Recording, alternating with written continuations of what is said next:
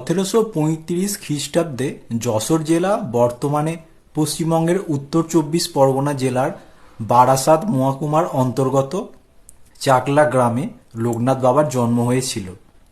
তার পিতার নাম ছিল রামনারায়ণ এবং মায়ের নাম ছিল কমলা দেবী। পিতামাতার চতুর্থ সন্তান ছিলেন তিনি।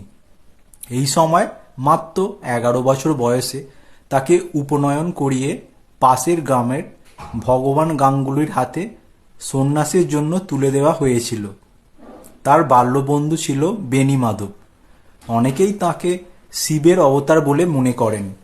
কথিত আছে, বাবা যখন বড়দাতে ছিলেন সেই সময় সেখানকার লোভী ব্রাহ্মণ সমাজ তাকে হিংসা করতে শুরু করে। সেই গ্রাম কামাখ্যা নামে এক অহংকারী সাধক ছিলেন, যিনি লোকনাথ বাবাকে সিদ্ধলাভের প্রমাণ দিতে বলেন।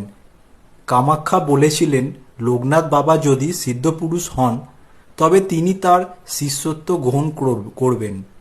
লোকনাথ বাবাকে ধুতরা ফুল ও ভয়ঙ্কর সাপের বিষ দেওয়া হয়েছিল।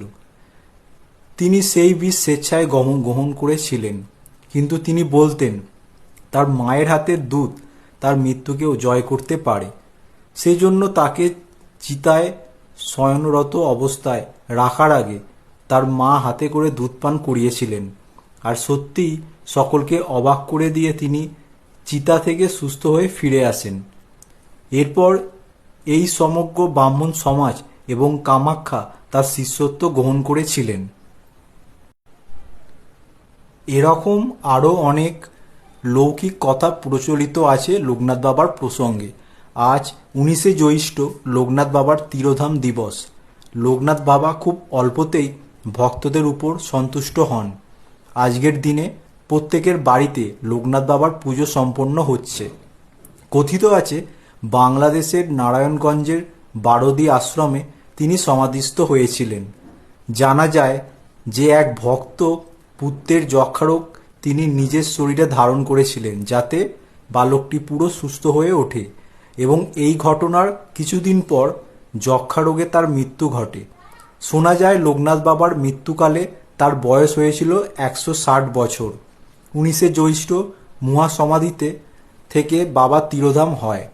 তিনি মানুষকে সর্বদা সত্যের পথে চলতে নির্দেশ দিয়ে গেছেন। যে ব্যক্তি সৎ, ধার্মিক, নির্ভীক, ভক্তিপরায়ণ এরকম মানুষদের সঙ্গে তিনি বন্ধুত্ব করার কথা বলেছিলেন। যে কোনো সাদা ফুল অথবা সাদা মিষ্টি তার ভোগে দেওয়া যায়, তবে নীল শাপলা ফুল ও কালোজাম তার প্রিয়।